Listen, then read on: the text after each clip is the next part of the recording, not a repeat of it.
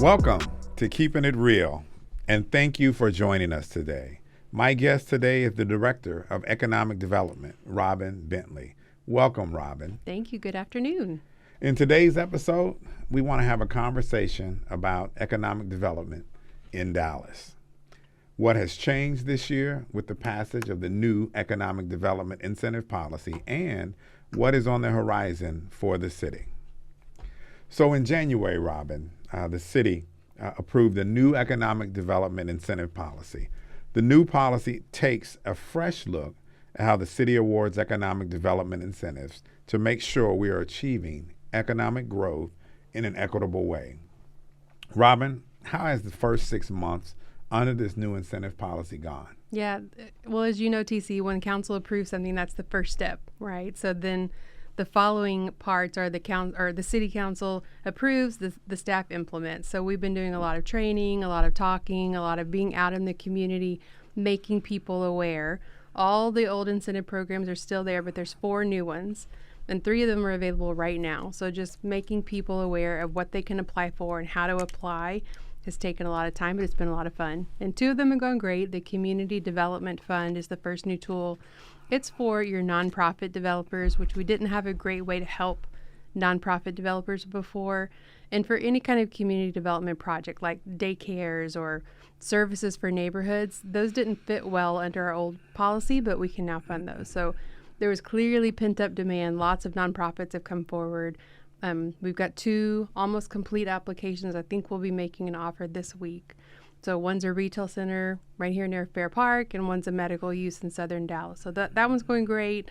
The second one, the as-of-right tax abatement, was basically meant to steer developers to high poverty parts of the city and to give them a really easy tool, streamlined application, no council approval, simple process. And that one's been really well received. We've got lots of term sheets signed, still waiting on our first contract to get signed. The third one's pre-development funding, and that one's been a little harder.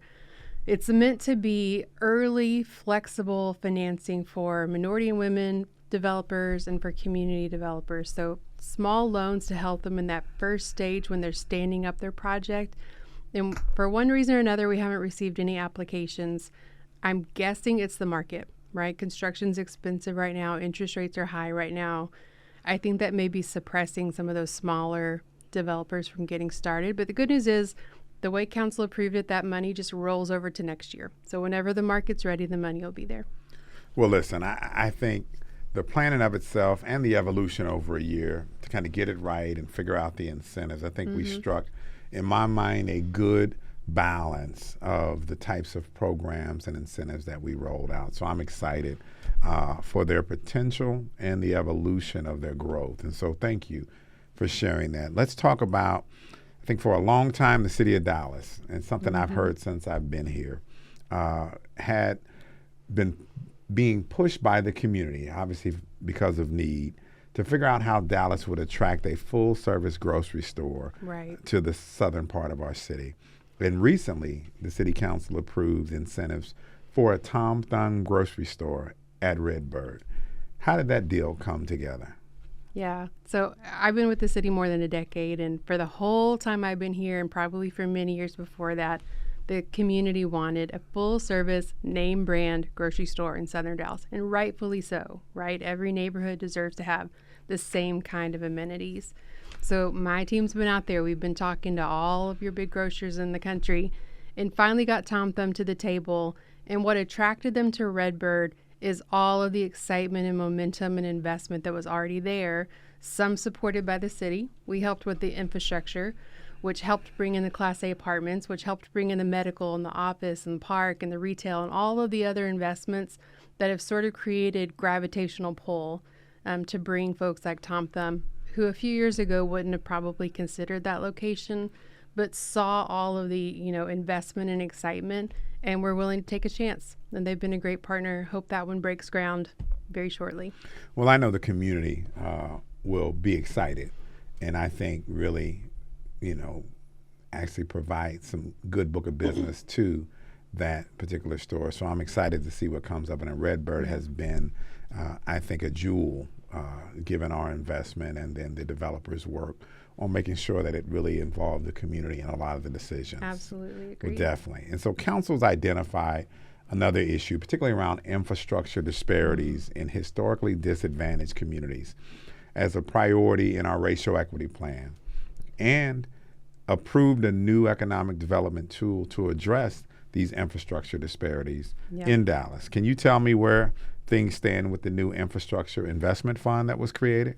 Sure. So I mentioned at the beginning there were 4 new tools under the incentive policy. The 4th one is that infrastructure investment fund. And it's the one I'm probably the most excited about because the others filled in little gaps where we weren't serving particular segments of the development community well.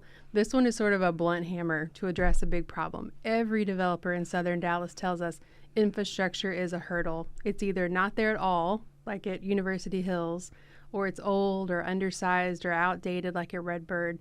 And so we've gotten there on deals like University Hills and Redbird by stacking complicated financing structures together to try to address the infrastructure need. But with this, council's setting aside a pot of money just to build infrastructure to attract economic development in those historically disinvested areas of the city. So the reason it hasn't started yet is it's funded from expiring TIFs. So as TIFs expire, whatever money the city had put into the TIF, it will start putting toward infrastructure for the next 10 years.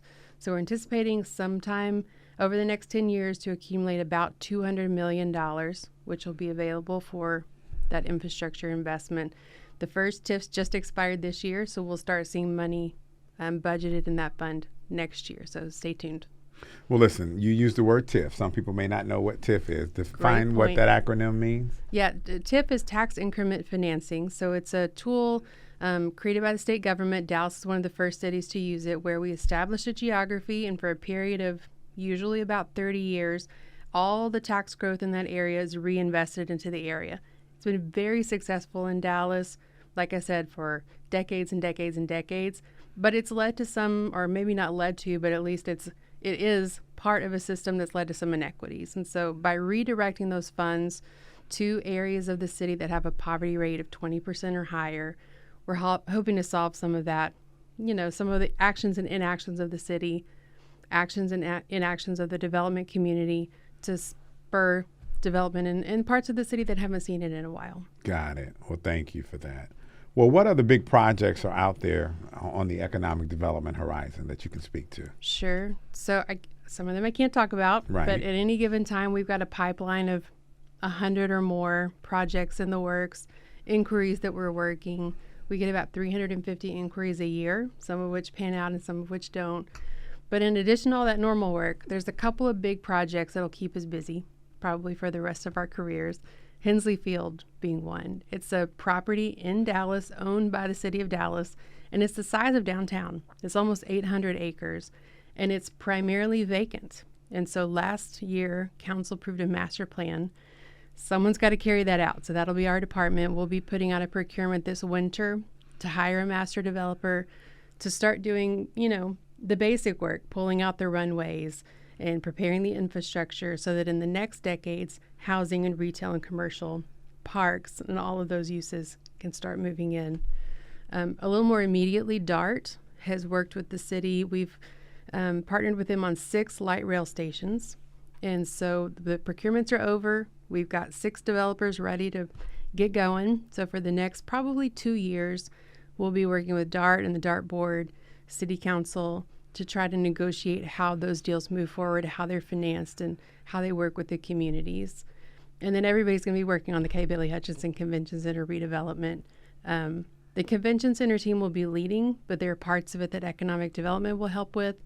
One of the tools council approved to finance this is a project financing zone. And it's basically a first cousin of a TIF.